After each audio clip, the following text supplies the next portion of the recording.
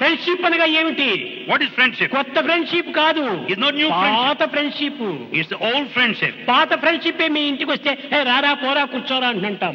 If any of your old friend comes, you talk to him. Come వాళ్ళు in. ఏమాత్రం కించిత్ కూడా గౌరవించము. You don't respect him in any way.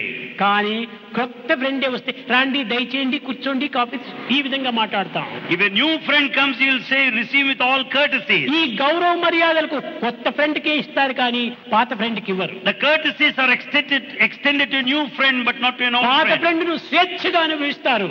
Old friend enjoys కాబట్టి freely. భగవంతుడు అందరికి పాత friend, So old friend. God is an old friend to all.